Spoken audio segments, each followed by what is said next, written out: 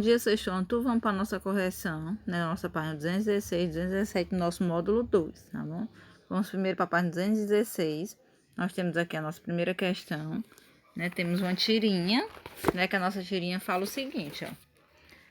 Como essa rosa nasceu nessa região, né? Ele pergunta, aí no outro, né? Deve ser por falta de informação, né? Aí na letra A, a Turma do Chachado é formada por personagens que retratam o povo brasileiro. Em sua opinião, o que a personagem Marieta quis dizer com a fala como essa rosa nasce nesta região, né? Ela quis falar, gente, devido à região, né, ser muito o quê? Uma região ser seca, né? Com pouca quantidade de água disponível. Então, como é que essa rosa ia nascer nesse local tão quente, né? Ela ficou admirada. Já a letra B, ó. Que característica o solo deve apresentar para ser fértil, né? Ele deve apresentar características adequadas, né, ao desenvolvimento dos vegetais, né? E ele deve apresentar uma quantidade adequada também de nutrientes, né, e de água no solo.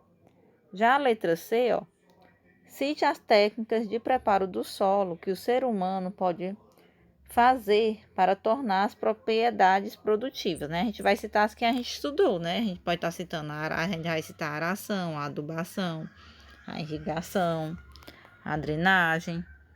Já na segunda questão, ó, lê o trecho do texto abaixo. Sistema de plantio direto de milho. Ó. É necessário manter o solo sempre coberto por plantas em desenvolvimento e por resíduos vegetais. Essa cobertura tem por finalidade proteger o solo dos impactos diretos das gotas da chuva e do escorrimento superficial das erosões hídricas e eólicas.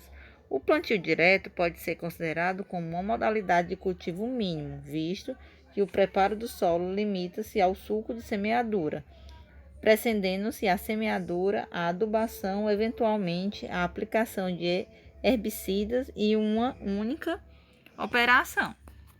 Né? Então, vamos lá para a página 217, né? E vamos para a nossa letra A. O que aborda o trecho do texto, né? O texto está falando exatamente sobre a questão da técnica, né, do plantio direto. Já na letra B, ó, escreva algumas vantagens do sistema do plantio citado no texto, né? A gente pode estar citando o controle da erosão, né? O aumento da fertilidade, né, do solo e outros, tá bom? Já a terceira questão, a gente vai fazer uma relação, né, entre as letras, né? Temos aração, adubação, irrigação e drenagem. Temos aqui 1, 2, 3 e 4. Tá bom? A gente vai fazer a relação. A gente vai ler aqui o 1, né? O 1, a gente lê e vai dizer se está falando do A, do B, do C ou do D. Então, vamos lá aqui no primeiro. Nesse processo, o solo recebe água por meio de diversas técnicas. Entre elas, podemos destacar a expansão do gotejamento e a inundação. O 1, gente, está falando da letrinha C, que no caso é irrigação, tá bom? Já o 2, ó, nesse processo é retirado o excesso de água do solo. A gente está falando da letra D, que é da drenagem, né? Então, o 2 vai ser o D. E o 3 é uma das técnicas mais antigas para tornar o solo arejado, né? Realizada por trator ou animais. A gente vai estar falando da letra A, que é a aração. E o 4, ó, processo que adiciona os nutrientes ao solo. A gente vai estar falando da letra B, que é a adubação. Então, vai ficar assim, ó. Vou mostrar aqui para vocês. 1C, 2D, 3A e 4B. Já a quarta questão, gente, a gente vai analisar, né? Vai observar essa imagem, ó. Em nosso cotidiano, utilizamos muitos recipientes e embalagens de plástico. O problema é que o plástico descartado no ambiente demora muitos anos para se degradar, prejudicando o desenvolvimento dos seres vivos. Uma maneira de diminuir a quantidade de objetos plásticos destacados no ambiente é o reaproveitá-los, né? Como foi feito na situação da fotografia ao lado. A gente vê que quiseram colocar as plantinhas, né, nas garrafas. Aí escreva em seu caderno o que você precisa fazer com a garrafa e com o solo para construir uma horta vertical. Lembre-se de comentar o seu texto. Então, a gente vai colocar, gente, como é que a gente pode, né, se ele colocar com as palavras de vocês, como é que a gente pode construir, no caso, essa horta vertical. Primeiro, né, a gente vai precisar, né, de garrafas PET com tampa, tesoura, né, vamos precisar de terra vegetal, de semente, de barbante, né? E a gente vê que é colocado o quê, ó? Na lateral de cada garrafa, né? Deve ser feita, a gente faz uma abertura com 2 furos, né? Um de cada lado, né? E também um furo paralelo, tá bom? Entre eles, no fundo da garrafa, né? Deve-se passar, a gente passa o barbante por esses orifícios, né? A gente dá 2 nó ao redor dos furos e o mesmo barbante deve ser utilizado para prender outras garrafas. E assim por diante, né? Vocês iam colocar, gente, na verdade, da maneira, né, que vocês acham que dá para se fazer nesse tipo de horta, tá bom? E agora, gente, vamos para a página, né? Você quer que vocês peguem, estejam colocando aí na página 221, tá bom? A gente vai aproveitar mesmo o vídeo da nossa correção e explicar essa páginazinha aqui, ó, né? Que é a continuação do nosso texto. Então, nessa página, a gente vai estar falando sobre a questão da pecuária, né? As pessoas, gente, né, no tempo, né, que eles eram nômades, né? Nômades eram pessoas que não tinham uma moradia fixa, né? Eles ficavam sempre andando, né? Mudando, né, de um local para outro, né? E ao deixar, né, eles de ser nômade, o ser humano ele começou o que a domesticar os animais para diferentes fins, né, para várias finalidades, né?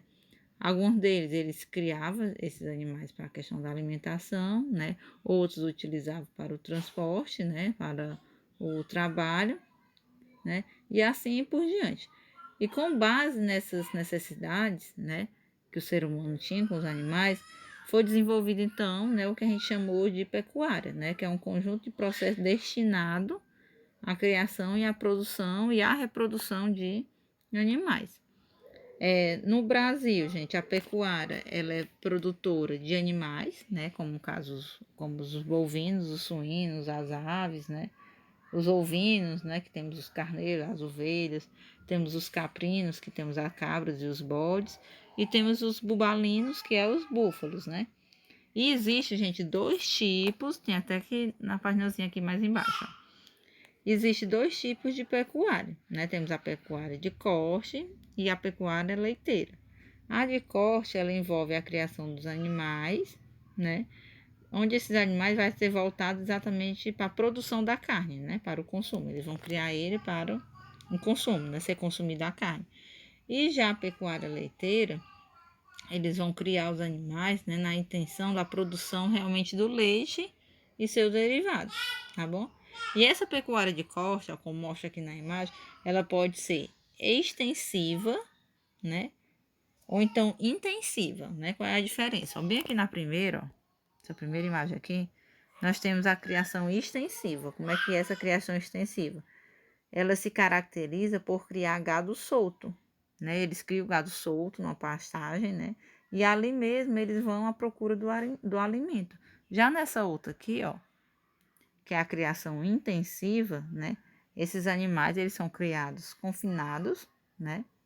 Em um pequeno espaço, né? E ali eles vão e dão a alimentação do animal. Então, extensiva, eles são criados soltos e na intensiva eles são criados presos, né? Para eles se alimentar, precisa, né, que venha, né, o alimento. Já na outra, eles têm a vantagem de, eles vão em busca, né, do alimento.